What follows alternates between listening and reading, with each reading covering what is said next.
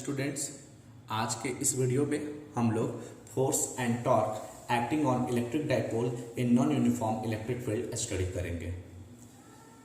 तो जब non uniform electric field में जब इलेक्ट्रिक डाइपोल को रख दिया जाता है तो उस पर नेट फोर्स और नेट टॉर्क कितने मैग्नीट्यूड और किस डायरेक्शन में एक्ट्स करेंगे, इसको हम लोग स्टडी करने वाले हैं। तो इस टॉपिक को हम लोग स्टडी 3 केस के अंतर्गत लेकर चलेंगे। केस 1 में डाइपोल को इलेक्ट्रिक फील्ड के डायरेक्शन के अपोजिट प्लेस करके रखेंगे। केस 2 में डाइपोल का जो डाइपोल मोमेंट पी वेक्टर है वो इलेक्ट्रिक फील्ड के डायरेक्शन के अलोंग प्लेस करके रखेंगे। और एक केस होगा जो किसी एंगल पर होगा, पी वेक्टर ई वेक्टर से कुछ एंगल बनाएगा। अब यहाँ ई वेक्टर यूनिफॉर्म ना होकर नॉन यूनिफॉर्म है, और नॉन यूनिफॉर्म इलेक्ट्रिक फील्ड के केस में हर एक पॉइंट पर इलेक्ट्रिक फील्ड इंटेंसिटी अलग अलग होता है। तो पहले हम नॉन यूनिफॉर्म के बारे में समझ लें। अगर हम नॉन यूनिफॉर्म इलेक्ट्रिक फील्ड के बारे में देखेंगे तो नॉन यूनिफॉर्म इलेक्ट्रिक फील्ड में इलेक्ट्रिक फील्ड लाइंस एक दूसरे के पैरेलल नहीं होते। अगर होते भी हैं तो उनके बीच का सेपरेशन डिस्टेंस अलग अलग होता है। तो हमने अलग अलग डायरेक्शन वाले एक रीजन को कंसीडर कर लिया। तो इस डायरेक्शन में इलेक्ट्रिक फील्ड इस रीजन में इलेक्ट्रिक फील्ड इंटेंसिटी हर एक पॉइंट पर अलग अलग होगी। अब यहाँ पर देख रहे हैं इलेक्ट्रिक फील्ड लाइंस एक दूसरे के काफ़ी क्लोजली है। तो जहाँ इलेक्ट्रिक फील्ड लाइंस क्लोजली होंगे वहाँ पर इलेक्ट्रिक फील्ड का स्ट्रेंथ ज़्यादा होगा, और जहाँ पर एक दूसरे के काफ़ी अवे होंगे, दूर होंगे, यहाँ इलेक्ट्रिक फील्ड का स्ट्रेंथ कम होगा। तो ये electric field lines decreasing electric field को रिप्रेजेंट्स कर रहा है। क्यों? क्योंकि यहाँ पर ज़्यादा स्ट्रेंथ वाला इलेक्ट्रिक फील्ड है, यहाँ कम स्ट्रेंथ वाला इलेक्ट्रिक फील्ड है। अगर उसी तरह हम एक ऐसे भी रीजन को बनाएं जहाँ पर इलेक्ट्रिक फील्ड लाइंस का डायरेक्शन जस्ट अपोजिट है पहले के पीछे, सपोज इलेक्ट्रिक फील्ड इस पॉइंट पर रिप्रेजेंट्स हो रहा है, तो यहाँ पर अब स्ट्रेंथ बढ़ गया और यहाँ स्ट्रेंथ कम है। तो अब ये जो फील्ड रिप्रेजेंट्स करेगा वो फील्ड आपको नॉन यूनिफॉर्म के साथ साथ electric field in the direction of increasing electric field को रिप्रेजेंट्स करेगा। क्योंकि यहाँ पर स्ट्रेंथ कम है, स्ट्रेंथ कम होने का रीजन स्पेस ज़्यादा है इलेक्ट्रिक फील्ड लाइंस का, और यहाँ स्पेस कम है तो ये इलेक्ट्रिक फील्ड का स्ट्रेंथ यहाँ ज़्यादा हुआ, यहाँ कम हुआ। तो यहाँ अगर कम हुआ तो अगर इसको ई माइनस से रिप्रेजेंट करते हैं, ज़्यादा हुआ ई प्लस से रिप्रेजेंट करते हैं, तो यहाँ देखते हैं E plus greater than E minus, ये हो गया। और इलेक्ट्रिक फील्ड का direction always plus two minus होता है। लेकिन ये मत समझिएगा यहाँ प्लस देने का मतलब इंक्रीज वैल्यू है, पॉजिटिव और निगेटिव चार्ज से रिलेटेड नहीं है। तो अब हम लोग टॉपिक स्टार्ट करते हैं। हमने डाइपोल को पहले केस में डाइपोल जिसका डाइपोल मोमेंट पी वेक्टर है उसको प्लेस कर दिया decreasing strength of electric field, यानी मैंने एक इलेक्ट्रिक फील्ड इस डायरेक्शन में कंसीडर कर लिया। अब ये इस डायरेक्शन में इलेक्ट्रिक फील्ड इंक्रीज कर रहा है, तो इंक्रीज कर रहा है यानी कि लेफ्ट टू राइट जाएंगे तो इलेक्ट्रिक फील्ड की इंटेंसिटी बढ़ती चली जाएगी। तो अब हमने एक डाइपोल कंसीडर कर लिया माइनस प्लस क्यू और माइनस क्यू। तो अब यहाँ पर डाइपोल का जो डाइपोल मोमेंट होता है माइनस से प्लस क्यू होगा, तो यहाँ पी वेक्टर और ई वेक्टर एक दूसरे के डायरेक्शन के अपोजिट है। तो ये वाला राइट टू लेफ्ट वाला डायरेक्शन डिक्रीजिंग इलेक्ट्रिक फील्ड है, तो डिक्रीजिंग इलेक्ट्रिक फील्ड के अलोंग पी वेक्टर लाइज कर रहा है। अगर डिक्रीजिंग इलेक्ट्रिक फील्ड के अलोंग पी वेक्टर को रखेंगे तो अब इस पर फोर्स और टॉर्क देखते हैं। तो सबसे पहले किसी भी चार्ज पार्टिकल को इलेक्ट्रिक फील्ड में रखेंगे तो पॉजिटिव वाले पर जो फोर्स लगते हैं वो इलेक्ट्रिक फील्ड के डायरेक्शन के अलोंग लगेंगे, और निगेटिव पर जो लगेंगे वो अपोजिट लगेंगे। तो यहाँ पर जो इलेक्ट्रिक फील्ड हुआ वो उसको हम प्लस चार्ज की वजह से प्लस कंसिडर कर लिया और माइनस की वजह से ई माइनस कंसिडर कर लिया। अब यहाँ पर जो इलेक्ट्रिक फील्ड है प्लस और माइनस, वो इलेक्ट्रिक फील्ड का रिजल्ट्स देखते हैं किसका स्ट्रेंथ ज़्यादा है। तो इस रीजन में इलेक्ट्रिक फील्ड कम था। क्यों? क्योंकि electric field left to right है, लेफ्ट में इलेक्ट्रिक फील्ड की वैल्यू कम है और इस जगह इलेक्ट्रिक फील्ड की वैल्यू ज़्यादा है। तो ये ज़्यादा वाले रीजन में चार्ज पार्टिकल है, ज़्यादा वाला इलेक्ट्रिक फील्ड के रीजन में चार्ज पार्टिकल है, और ये कम वाले रीजन में चार्ज पार्टिकल है। तो इस तरह हम कर सकते हैं कि ई माइनस के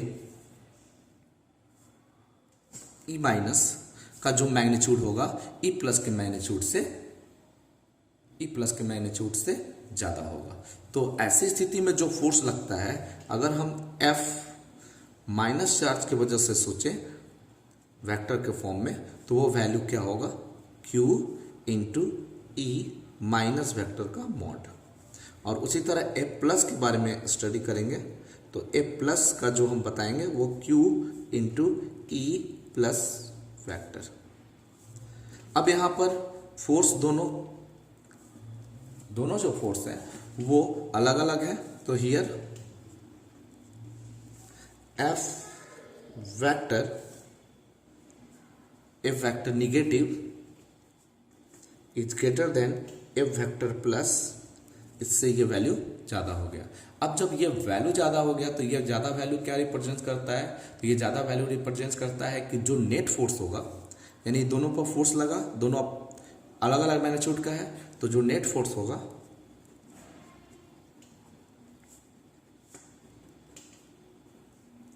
बड़े में से छोटे वाले को सब्सट्रैक्ट कर लेंगे। जब बड़े में से छोटे वाले को सब्सट्रैक्ट करेंगे तो F माइनस और F प्लस वेक्टर का मॉड। तो अब इसको हम जब सब्सट्रैक्ट करेंगे तो कुछ ना कुछ तो वैल्यू आएगा। तो ये जो डायरेक्शन होगा वो F माइनस वाले डायरेक्शन के अलोंग होगा, और F माइनस का डायरेक्शन E वेक्टर के डायरेक्शन के अलोंग ही होगा, यानी कि P वेक्टर के डायरेक्शन के पैरेलल ही होगा नेट फोर्स। तो ऐसी स्थिति में जब डाइपोल को डिक्रीजिंग इलेक्ट्रिक फील्ड के अलोंग रख देते हैं, तो वैसी स्थिति में जो नेट फोर्स होता है वो डिक्रीजिंग इलेक्ट्रिक फील्ड के अलोंग ही लगता है। तो यहां पर लिख सकते हैं डायरेक्शन जो है अलोंग P वेक्टर हो गया। तो hence we can say that when dipole P vector is placed in the direction of decreasing strength of electric field, then the net force along the direction of decreasing strength of E vector, यानी कि जो net force हुआ वो decreasing strength के along ही होगा। अब ये दोनों फोर्स एक दूसरे के डायरेक्शन के अपोजिट है और अलोंग द सेम लाइन है, तो इस ऐसी स्थिति में नेट टॉर्क 0 हो जाएगा। तो यहां पर नेट टॉर्क 0 होगा। तो ध्यान रखना है कि यदि किसी डाइपोल पर या किसी बॉडी पर जो फोर्स लगते हैं वो फोर्स एक दूसरे के डायरेक्शन के अपोजिट और same line joining of the force होते हैं, एक ही लाइन पर लाइज करेंगे, तो वैसी स्थिति में नेट टॉर्क 0 होते हैं। अगर ये दोनों डायरेक्शन अपोजिट होते लेकिन अगर same line joining of the force नहीं होते तो टॉर्क एक्सपीरियंस्ड करता। तो ऐसी स्थिति में फोर्स 0 तो नहीं होगा, फोर्स का कुछ वैल्यू प्राप्त होगा और वो अलोंग P वेक्टर वर्क करेगा, यानी कि decreasing the direction of E vector. अब केस 2 को देखते हैं। केस 2 में हम लोग ये देखते हैं कि when electric dipole P vector is placed in the direction of increasing strength of electric field, यानी कि यहां पर एक इलेक्ट्रिक फील्ड मैंने रिप्रेजेंट कर दिया, वो इलेक्ट्रिक फील्ड आपको increasing direction of electric field को रिप्रेजेंट कर रहा है। तो ऐसी स्थिति में अब हम इन दो चार्जेस पर फोर्स ड्रॉ करते हैं। तो फोर्स जब लगेगा निगेटिव पर तो वो opposite to the direction of electric field होगा। इसको हम E प्लस ई माइनस न मानकर E1 कंसिडर कर लेते हैं, और प्लस पर जो फोर्स लगेगा वो हमारा along the direction of electric field लगेगा, इसको हम लोग E2 कंसिडर कर लेते हैं। यहाँ भी दोनों फोर्स एक दूसरे के डायरेक्शन का अपोजिट है और same line joining of the है, तो सेम लाइन ज्वाइनिंग की वजह से नेट टॉर्क 0 होगा। तो सबसे पहले टॉर्क देख लेते हैं। नेट टॉर्क तो हम लिख सकते हैं net torque on the dipole in this situation is 0 due to the same line joining of opposite forces of unequal magnitude। अब अनइक्वल मैग्नीट्यूड के वजह से इस पर जो नेट टॉर्क होगा वह 0 होगा, और फोर्स का जो डायरेक्शन है वो इन दोनों इलेक्ट्रिक फील्ड के डायरेक्शन के अपोजिट होगा। तो यहाँ पर फोर्स का जो मैग्नीट्यूड लगेगा वह Q इंटू E1 होगा, और ये Q इंटू E2 रिप्रेजेंट कर दिया। फोर्स अलग अलग हो गया। सपोज दैट ये फोर्स F1 और इधर वाला फोर्स F2। अब हम लोग जो फोर्स का स्ट्रेंथ कैलकुलेट करेंगे वो देखते हैं कि फोर्स किस पॉइंट पर माइनस और प्लस किस पर ज़्यादा है। तो जिस डायरेक्शन में इलेक्ट्रिक फील्ड ज़्यादा होगा, यानी राइट साइड में इलेक्ट्रिक फील्ड इंक्रीज कर रहा है, तो प्लस क्यू वाले पर यहाँ फोर्स ज़्यादा होगा। तो here F2 is greater than F1। F2 का वैल्यू ज़्यादा है, F1 का वैल्यू कम होगा। तो इस तरह हम लोग देखेंगे कि F2 माइनस F1 जो होगा वो ग्रेटर देन 0 होगा। नेट फोर्स तो 0 हुआ नहीं, लेकिन वो किस डायरेक्शन में होगा, तो अलोंग F2। और F2 क्या है, पी फैक्टर का डायरेक्शन के अलोंग है। यानी कि अब हम डायपोल को इंक्रीजिंग इलेक्ट्रिक फील्ड में रख देते हैं डायरेक्शन में, तो जो नेट फोर्स होता है वो इंक्रीजिंग इलेक्ट्रिक फील्ड के अलोंग हो सकता है। तो लिख सकते हैं हेंस, तो इस तरह हम कह सकते हैं net force on electric dipole contains some finite value, क्योंकि ग्रेटर देन 0 है, and their direction along the direction of increasing electric field. F2 के अलोंग लग रहा है तो इंक्रीजिंग इलेक्ट्रिक फील्ड के अलोंग लगेगा। टॉर्क 0 दोनों स्थिति में, और दोनों स्थिति में जो फोर्स लगेगा एक डिक्रीजिंग इलेक्ट्रिक फील्ड के अलोंग और एक इंक्रीजिंग इलेक्ट्रिक फील्ड के अलोंग। अब हम लोग स्टडी करते हैं case third, when dipole P vector is placed with some angle with direction of E vector. अब केस थर्ड जो है, when electric dipole is placed in non uniform electric field with some acute angle. कुछ angle से रख दिया, suppose that ये electric field इधर की ओर लाइज कर रहा है, मान लीजिए इलेक्ट्रिक फील्ड ही है। ये इलेक्ट्रिक फील्ड हर एक जगह अलग अलग रिजल्ट में अलग अलग मैग्नीट्यूड में होगा, और इधर भी अलग अलग। यहाँ पे स्ट्रेंथ ज़्यादा होगा और ये स्ट्रेंथ कम होगा। तो ये इलेक्ट्रिक फील्ड आपको decreasing strength of electric field को रिप्रेजेंट्स कर रहा है। ज़्यादा वाले इलेक्ट्रिक फील्ड इंटेंसिटी से कम वाले इलेक्ट्रिक फील्ड इंटेंसिटी की ओर इलेक्ट्रिक फील्ड का डायरेक्शन इलेक्ट्रिक फील्ड लाइंस के रूप में दिया हुआ है। अब इस डायपोल को जो प्लस क्यू चार्ज और माइनस क्यू चार्ज से बना हुआ है, इसको इस डायरेक्शन में इस तरह हमने प्लेस्ड कर दिया। जब हमने प्लस क्यू और माइनस क्यू को रख दिया तो इन दोनों पर फोर्स एक्सपीरियंस होगा। प्लस वाले पर जो फोर्स लगता है वो इलेक्ट्रिक फील्ड के अलोंग ही होगा, जो मैंने F1 दे रखा है, और माइनस वाले पर जो फोर्स लगेगा वो इलेक्ट्रिक फील्ड के डायरेक्शन के अपोजिट लगेगा, वो माइनस क्यू दे रखा है। अब इन दोनों फोर्स का मैग्नीट्यूड अलग अलग होगा, तो यहाँ पर मैग्नीट्यूड इलेक्ट्रिक फील्ड का कम है तो F1 फोर्स कम हो जाएगा, और यहाँ पर ज़्यादा है तो F2 क्या होगा, ज़्यादा हो जाएगा। तो इस तरह ये फोर्स अलग अलग डायरेक्शन में वर्क कर रहे हैं। तो ऐसी स्थिति में जो नेट फोर्स होगा वो नेट फोर्स का वैल्यू 0 नहीं आ सकता है। तो अब हम लोग इसको कैलकुलेट करेंगे, तो पैरेललोग्राम लॉ और वेक्टर से कम कैलकुलेट करेंगे।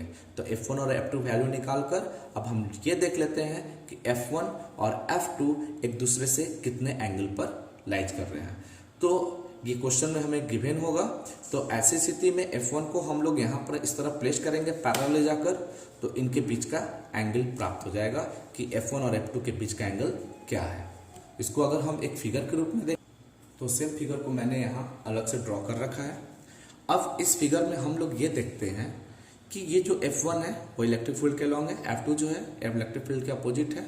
F2 बड़ा होगा, F1 छोटा होगा, ज़्यादा स्ट्रेंथ की वजह से इलेक्ट्रिक फील्ड के और कम स्ट्रेंथ की वजह से। अगर हमको रिजल्टेंट कैलकुलेट करना है तो इस F2 को हम लोग यहाँ पर पैरेलल शिफ्ट कर देते हैं। जब इसके पैरेलल लाइन ड्रॉ करेंगे तो ये F2 हमें प्राप्त हो जाएगा। उस ऐसी स्थिति में इनके बीच की एंगल हमें प्राप्त हो जाएगी। जो भी एंगल होगा वो मान लीजिए एंगल थीटा होगा, तो पैरेललोग्राम लॉ ऑफ वेक्टर से root under F1 square plus F2 square plus 2F1 F2 cos theta के वैल्यू से इसको कैलकुलेट कर सकते हैं। इसको हम लोग दूसरे फॉर्म में भी स्टडी करते हैं, उसको हम देखते हैं कि इसका दूसरा रिजल्ट क्या है। तो इस प्रकार सपोज ये F1 इस डायरेक्शन में लाइज कर रहा है और F2 इसके पैरेलल इस डायरेक्शन में लाइज कर रहा है, तो इनके बीच का एंगल थीटा हो गया सपोज। तो हम लोग जो रिजल्टेंट नेट फोर्स निकालेंगे F is equal to parallelogram से F1 square plus F2 square plus 2F1 F2 cos theta होगा। और यहाँ जो थीटा हो गया वो आपको ऑब्ट्यूस एंगल के फॉर्म में होगा, कि वैल्यू 90 से ज़्यादा होगा। अब ये तो हमने लोगों ने फोर्स कैलकुलेट कर लिया जो कि नॉट इक्वल टू 0 होगा, यानी नेट फोर्स तो 0 नहीं हुआ। अब हम लोग देखेंगे टॉर्क के बारे में। तो टॉर्क का कैलकुलेट करने के लिए यहाँ पर जो लगने, इस चार्ज पर जो फोर्स लगेगा, सपोज एक सेंटर कंसीडर कर लेंगे ओ, इस सेंटर के रिस्पेक्ट में अगर हम इस पर टॉर्क दिखाना चाहें तो वो टॉर्क का डायरेक्शन और इस पर अलग से टॉर्क का डायरेक्शन दिखाएंगे। तो अगर हम लोग निकालेंगे क्या, torque acting on charge plus Q, तो प्लस क्यू पर जो टॉर्क लग रहा है वो अलग लगेगा, वो टॉर्क टाउ1 हो गया। और वो टॉर्क का वैल्यू जो होगा वो R factor cross F factor से लिख सकते हैं, टाउ फैक्टर बराबर। तो यहाँ पर यहाँ से यहाँ तक का जो डायरेक्शन है वो अगर हम R1 फैक्टर के रूप में कंसिडर करें तो ये हो जाएगा R1 factor cross F1 factor. और डायरेक्शन R1 इस डायरेक्शन में हो रहा है, F1 इस डायरेक्शन में है, तो राइट हैंड रूल से इसका डायरेक्शन इनवर्ड होगा। उसी तरह torque acting on charge minus Q निकाले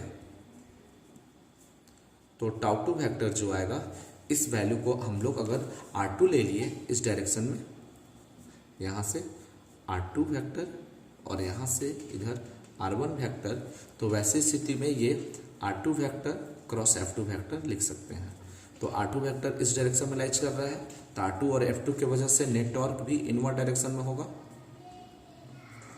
तो नेट टॉर्क निकालेंगे तो दोनों सेम डायरेक्शन में हो वजह से टॉर्क को ऐड कर दिया जाएगा। वो वैल्यू हो जाएगा R1 factor cross F1 factor plus R2 factor cross F2 factor. तो पोजीशन फैक्टर और इसको मल्टीप्लाई कर लेंगे, तो इस तरह हम लोग इसके फैक्टर सम के मेथड से हम लोग नेट टॉर्क कैलकुलेट कर लेंगे, जिसका डायरेक्शन इनवर्ड परपेंडिकुलर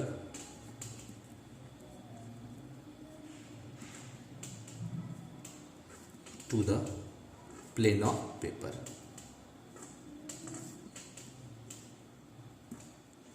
अब हम लोग ये प्राप्त कर लिए कि जब डाइपोल को कुछ एंगल से रखा जाता है इलेक्ट्रिक फील्ड में, तो नेट फोर्स और नेट टॉर्क दोनों 0 नहीं होता है। तो hence tau not equal to 0 and F not equal to 0 in this condition.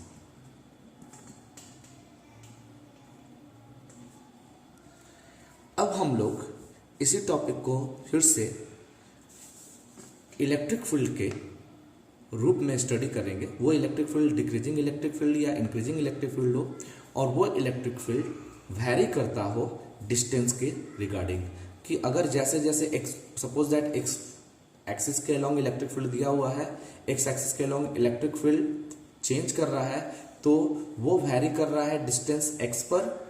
X की वैल्यू जैसे जैसे बढ़ती जाती है, सपोज दैट इलेक्ट्रिक फील्ड की वैल्यू घटती जा रही है, तो उस पॉइंट पर अब फोर्स अगर हमें कैलकुलेट करना होगा किसी भी पॉइंट के लिए, तो हम लोग नॉन यूनिफॉर्म इलेक्ट्रिक फील्ड में डाइपोल या चार्ज पार्टिकल को रखने पर नेट फोर्स कैलकुलेट करने के लिए हम लोग कौन सा फॉर्मूला यूज करेंगे, स्पेशली हम लोग डाइपोल के वजह से ही स्टडी करेंगे।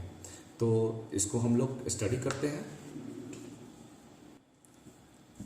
मैंने एक अलग से नॉन यूनिफॉर्म इलेक्ट्रिक फील्ड का रीजन ले लिया, जिसमें इलेक्ट्रिक फील्ड का डायरेक्शन डिक्रीजिंग इलेक्ट्रिक फील्ड के अलोंग है, इधर घट रहा है और इधर बढ़ रहा है। और इसी डाइपोल, इसी इलेक्ट्रिक फील्ड रीजन में मैंने एक डाइपोल को इस तरह प्लेस किया जिसका P vector increasing direction of electric field के अलोंग है। तो ऐसी स्थिति में जो नेट फोर्स होता है वो इंक्रीजिंग इलेक्ट्रिक फील्ड के अलोंग ही होता है। जो नेट फोर्स हम लोग कैलकुलेट करेंगे वो नेट फोर्स क्या होगा, तो इस पर जो फोर्स लगेगा वो इलेक्ट्रिक फील्ड के डायरेक्शन के अपोजिट, और इस पर जो फोर्स लगेगा वो इलेक्ट्रिक फील्ड के डायरेक्शन के अलोंग। तो जो नेट फोर्स हो गया एफ नेट, वो एफ नेट जो हो गया वो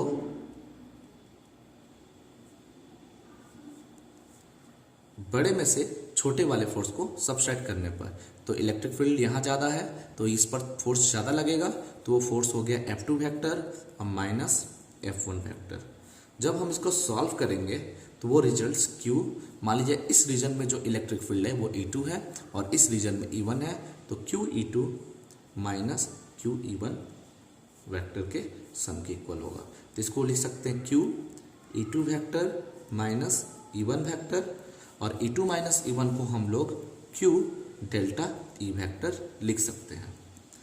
इस तरह अगर हम मैग्नीट्यूड के रूप में नेट फोर्स कैलकुलेट करें तो वो net force Q into E delta E vector का मॉड हो जाएगा, तो F net is equal to Q into delta ई।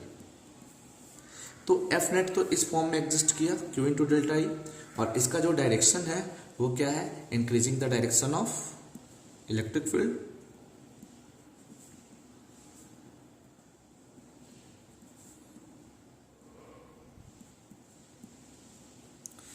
अब हम लोग नेक्स्ट रिजल्ट्स में अगर हम इलेक्ट्रिक डाइपोल मोमेंट का dipole length delta X consider कर ले तो वैसी स्थिति में P is equal to Q into delta X हो। तो इस तरह हम लोगों ने माना कि एक डाइपोल है जिसका डाइपोल लेंथ डेल्टा एक्स हो गया, बहुत ही छोटा होता है डाइपोल लेंथ डाइपोल का, तो उस तरह P is equal to Q into dipole length होता है। तो यहाँ से Q का वैल्यू P बटा में डेल्टा एक्स कंसिडर कर लिया। ये x कंसिडर किया है हमने क्योंकि डाइपोल को x एक्सिस के लॉन्ग माना है। अगर y के लॉन्ग मानते तो डेल्टा y कंसिडर कर सकते थे, z के लॉन्ग मानते डेल्टा z कंसिडर कर सकते थे। तो इस तरह हम लोग q is equal to P upon delta X लिख लिया, वी कैन राइट। अब हम लोग ऊपर वाले इक्वेशन से F नेट जो निकला है q इंटू डेल्टा एक्स, जो x एक्सिस के डायरेक्शन के अपोजिट आया है, तो वैसे स्थिति में हमारा F जो आएगा q इंटू डेल्टा ई हो जाएगा। वही रिजल्ट को कॉपी मैंने कर लिया फ्रॉम एबव इक्वेशन। अब P का वैल्यू, Q का जो वैल्यू है P अपॉन डेल्टा एक्स रख दिया, तो ये delta E upon delta x, हालांकि डेल्टा एक्स बहुत ही स्मॉल होगा तो इसको लिमिट के फॉर्म में लिख सकते हैं P delta E upon delta x. अगर लिमिट से ये P कांस्टेंट है, ये बाहर आ गया, तो वैसी स्थिति में delta E upon delta x क्या बन जाएगा, delta E upon delta x का जो वैल्यू हो गया वो D के फॉर्म में लिखा जा सकता है, तो derivative of E with respect to x।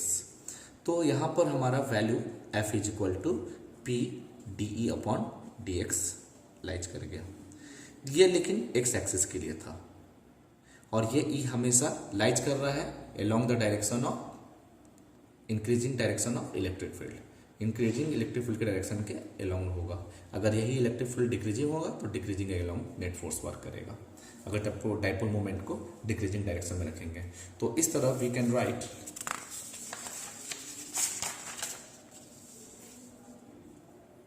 तो इस तरह हम लोग x, y और z एक्सिस के लिए fx, fy और fz कैलकुलेट कर लिए। अब हम लोग इस तरह एक एनसीईआरटी के एक क्वेश्चन को सॉल्व करते हैं। उस क्वेश्चन में हम लोग देखते हैं कि जो रिजल्ट्स यूज करना है f का वैल्यू वो इसी रिजल्ट्स के फॉर्म में लाइज करता है, तो उसको हम लोग सॉल्व करते हैं, देखते हैं। इस तरह हम लोग एनसीईआरटी के क्वेश्चन 1.27 जो एडिशनल एक्सरसाइज में दिया हुआ है, इसमें दिया हुआ है कि in the region of space electric field is along Z direction, यानी एक इलेक्ट्रिक फील्ड है वो जेड डायरेक्शन के अलोंग लाइज कर रहा है। मैंने कंसिडर कर लिया कि electric field Z direction upward direction में लाइज कर रहा है। फिर उसके बाद कह रहा है the magnitude of electric field is however not constant, यानी कि यूनिफॉर्म नहीं है, नॉन यूनिफॉर्म है, but increases uniformly along positive Z direction. तो इलेक्ट्रिक फील्ड का जो डायरेक्शन है इसी डायरेक्शन में लाइंस कर रहा है और इस डायरेक्शन में इलेक्ट्रिक फील्ड इंक्रीज कर रहा है। तो ऑरिजिन से आगे की ओर बढ़ते हैं तो इलेक्ट्रिक फील्ड बढ़ रहा है eight the rate of 10⁵ newton per coulomb per metre. तो यहाँ पर इलेक्ट्रिक फील्ड का जो रिजल्ट है वह जेड के फॉर्म में दिया हुआ है, तो इसको हम लोग लिख सकते हैं dE/dz is equal to 10⁵ newton per coulomb per metre at the rate of 10⁵ newton per coulomb per metre.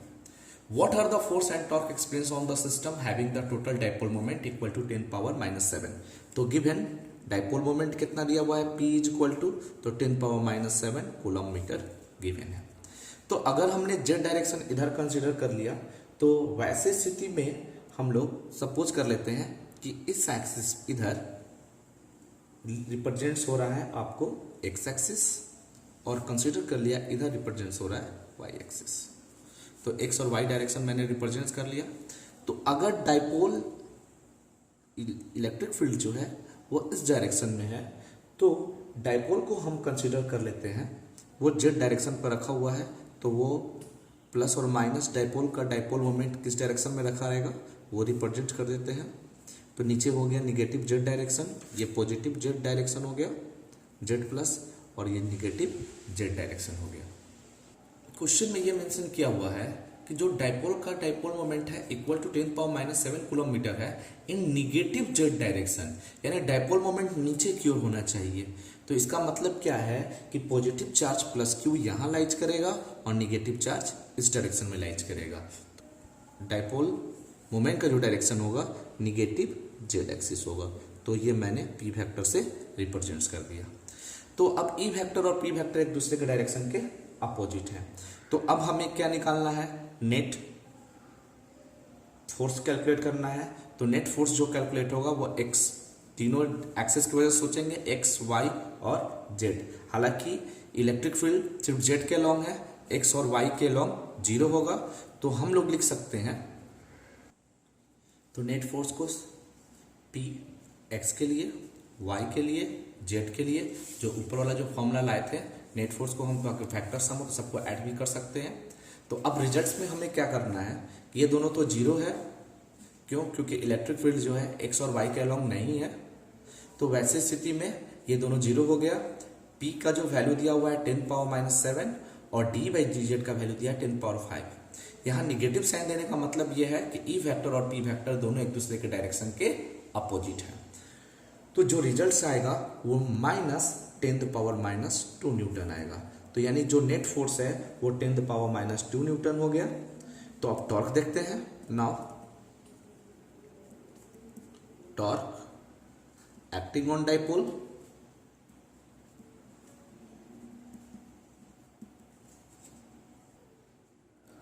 तो यहां पर नेट टॉर्क 0 होगा। ऐसे भी देख सकते हैं, पी साइन दोनों एक दूसरे के अपोजिट है, पी साइन 180, तो net torque becomes equal to 0। अगर डायरेक्शन की बात करें तो यहाँ फोर्स का जो वैल्यू दिया हुआ है 10⁻⁻2 न्यूटन, माइनस में मॉड में लेंगे तो ये प्लस हो जाएगा। ये माइनस रिप्रेजेंट करता है कि जो फोर्स है वो पी वेक्टर के डायरेक्शन के अपोजिट लग रहा है। तो अपोजिट टू पी वेक्टर और along the direction of increasing E vector. तो इस तरह हमारा ये सोल्यूशन हो गया। इसका PDF लिंक डिस्क्रिप्शन लिंक में दिया हुआ है, वहां से आप डाउनलोड कर सकते हैं डिटेल स्टडी के लिए।